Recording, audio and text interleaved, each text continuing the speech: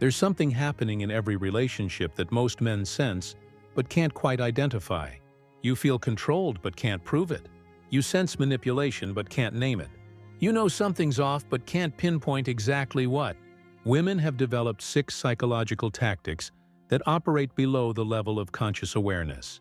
These aren't calculated schemes by evil masterminds. They're biological programs running automatically, inherited from millions of years of evolutionary programming.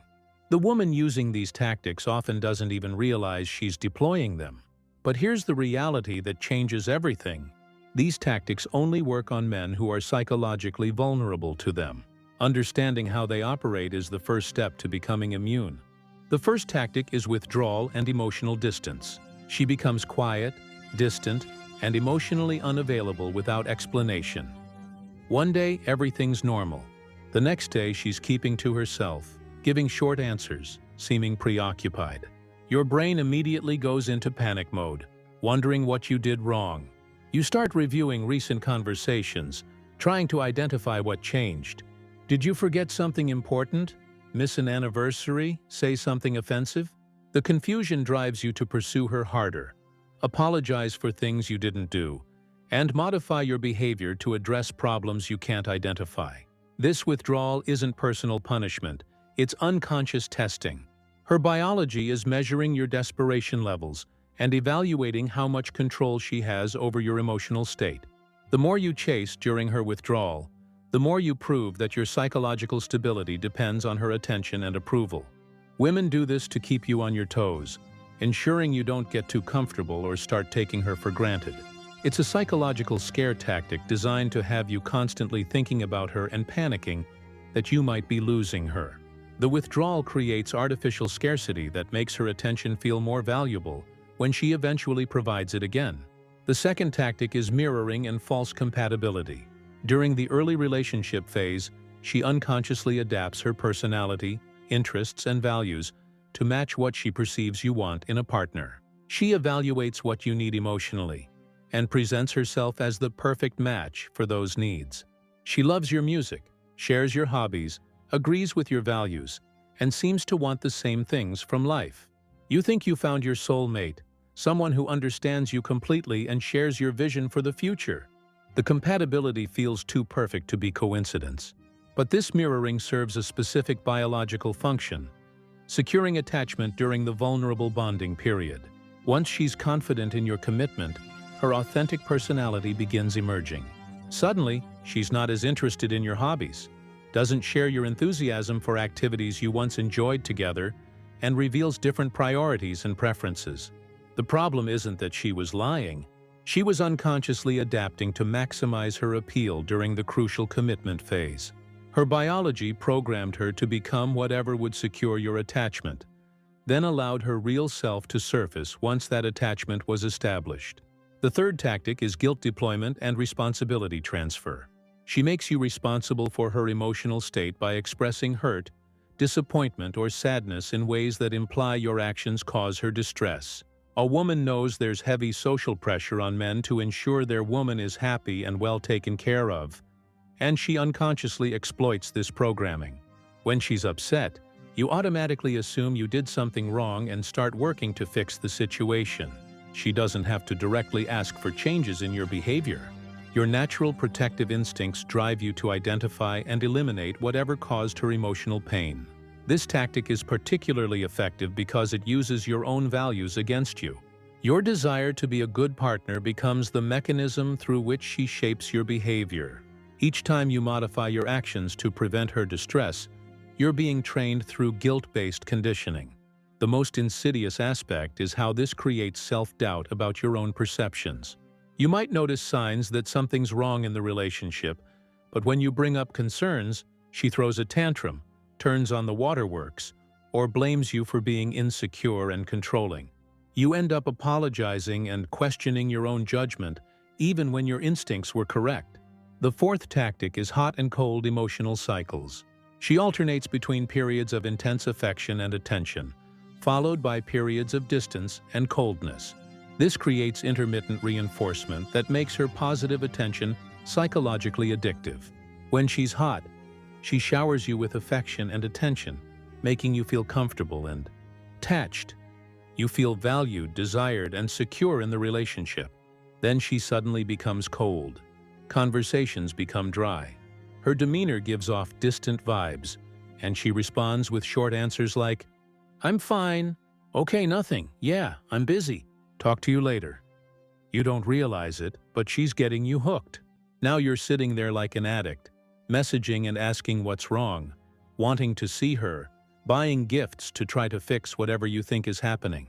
You're desperate to get her attention and affection back to the previous level. This emotional roller coaster keeps you constantly focused on the relationship and continuously working to maintain her positive regard. The unpredictability of her affection creates psychological addiction, because you never know when the next dose of validation will come. The fifth tactic is suggestion and indirect influence. Rather than making direct requests that might trigger resistance, she plants ideas in your mind through casual comments and stories. She conveniently mentions things she's seen and liked, tells stories about romantic gestures other men have made, or comments on things she's never experienced. "I saw this dress online that I loved," she might say. Or Sarah's boyfriend surprised her with flowers yesterday. So sweet. Or I've never had a man buy me anything like that. She's not directly telling you to do anything, but she's subconsciously putting actions into your head and influencing you to want to do these things for her. This indirect approach exploits the difference between how men and women typically communicate. Men usually say what they mean directly, while women often communicate through implication and suggestion. When she influences you through suggestion, it feels like you're choosing to do things that make her happy rather than being told what to do. The sixth tactic is love bombing and emotional overwhelm. During the early relationship phase, she provides intense levels of affection, attention, and validation that create powerful psychological bonds. This isn't conscious manipulation. Her brain is genuinely flooded with chemicals that make her feel intense connection, which she expresses through overwhelming positive attention. The love bombing progression typically follows a predictable pattern. Day 1, "You're so handsome." Day 2, "Oh my God, we have so much in common." Day 3, "I don't usually fall for someone this fast." Day 4, "I just feel like we're meant to be together." Day 5, "I love you." By the end of this process, you're falling hard, and she's got you exactly where her biology wanted you, fully invested and extremely vulnerable. But love bombing serves a strategic biological function, creating emotional dependency that makes it difficult for you to leave, even when relationship dynamics become problematic later. The memory of intense early connection becomes the standard against which all future interactions are measured. When the love bombing phase naturally ends and normal relationship dynamics resume, you interpret the reduction in intensity as evidence that something's wrong. This creates desperation to return to the early dynamic, giving her enormous power over your emotional state. Beyond these 6 primary tactics, there are additional manipulation patterns that operate through similar unconscious mechanisms. The sneaky guilt trip occurs when she agrees to something you suggest, then later expresses disappointment that it wasn't what she really wanted, even though she never told you her preference. She makes you feel guilty for not reading her mind while positioning herself as the accommodating partner. Insulting or mean-spirited sarcasm disguised as humor serves to undermine your confidence while maintaining plausible deniability.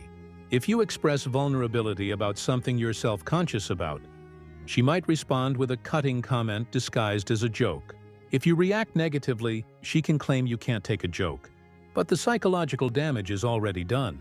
The silent treatment involves withdrawing communication and affection without explanation. When she doesn't get what she wants, she doesn't express that she needs time to herself. She just stops responding to texts, avoids physical proximity, and brushes off your attempts to understand what's wrong. This passive-aggressive approach punishes you for decisions or circumstances that disappointed her. Withholding intimacy and affection operates similarly to the silent treatment, but focuses specifically on physical and emotional connection. She becomes too tired, has headaches, or is just not in the mood, but only after something didn't go her way. The timing reveals that the withdrawal is punishment rather than genuine disinterest. The "it's your fault" tactic makes you responsible for her emotions, particularly negative ones. If she's sad, it's your fault. If she's angry, it's your fault. If something completely unrelated to you affects her mood, it's still your fault because you didn't do the right thing to help her feel better. This transfers responsibility for her emotional regulation onto you while absolving her of accountability for her own reactions.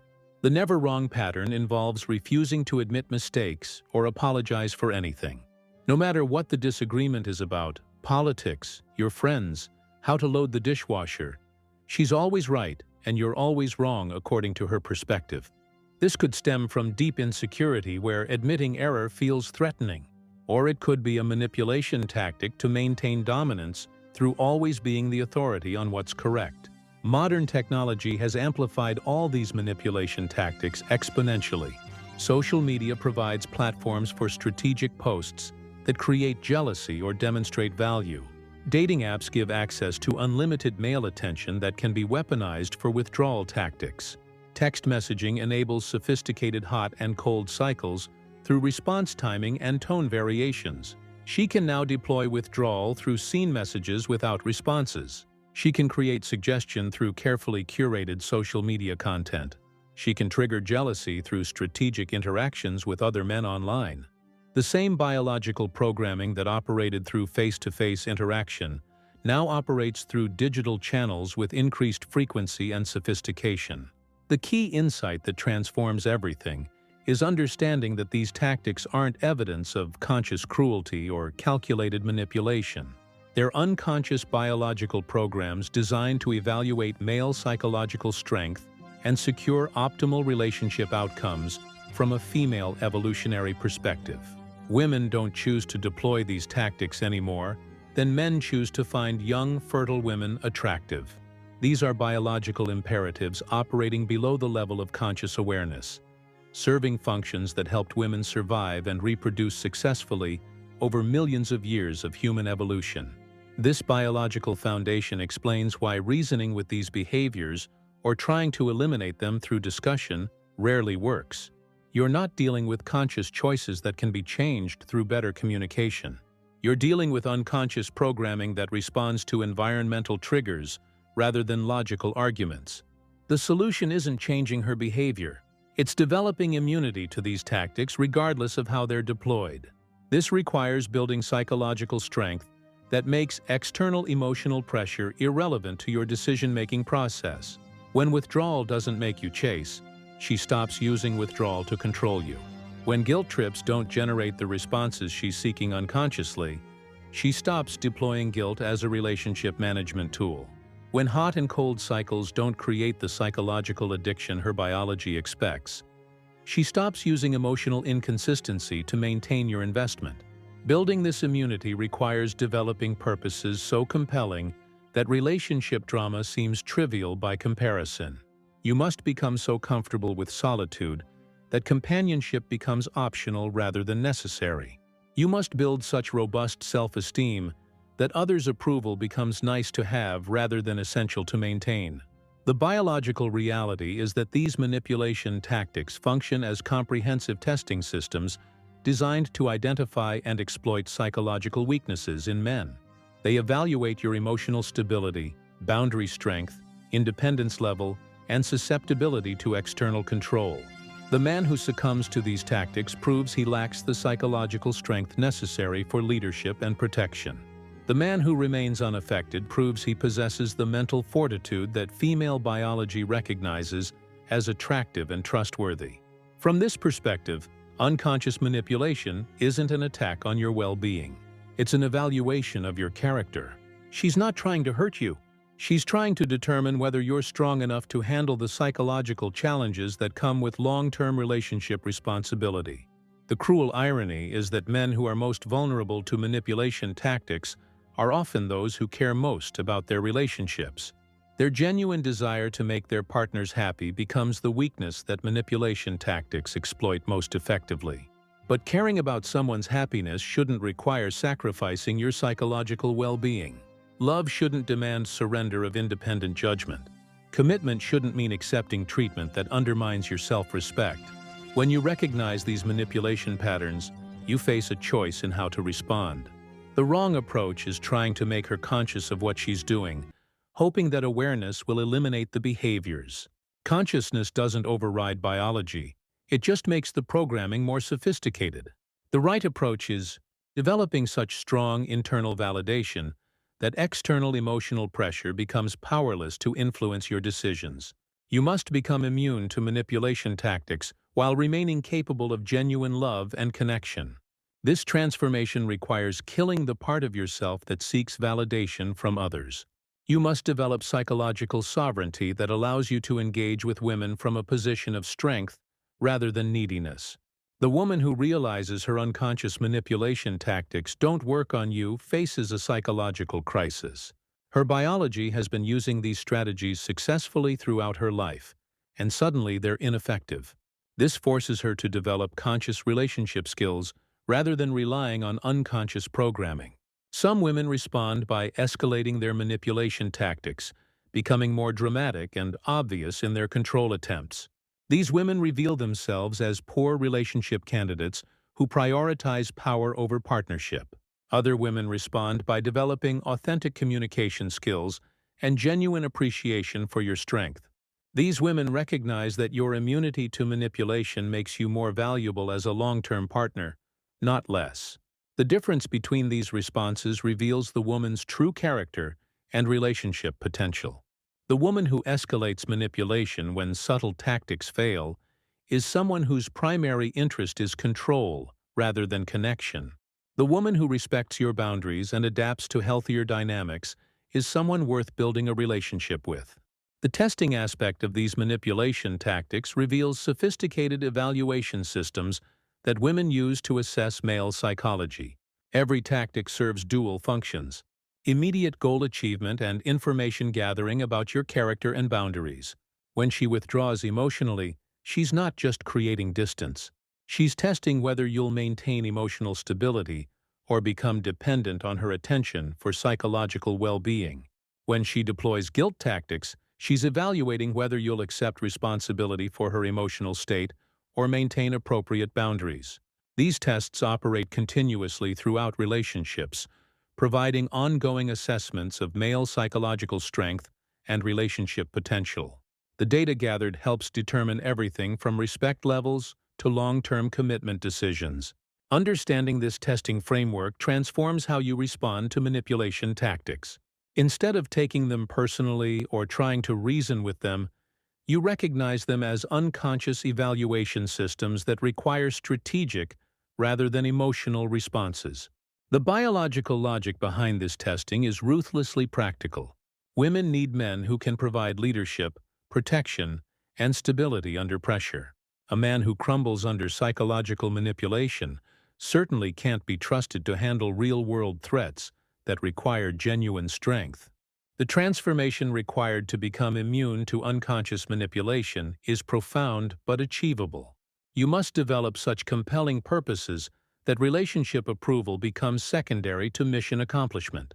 You must become so internally complete that external validation becomes irrelevant to your sense of worth.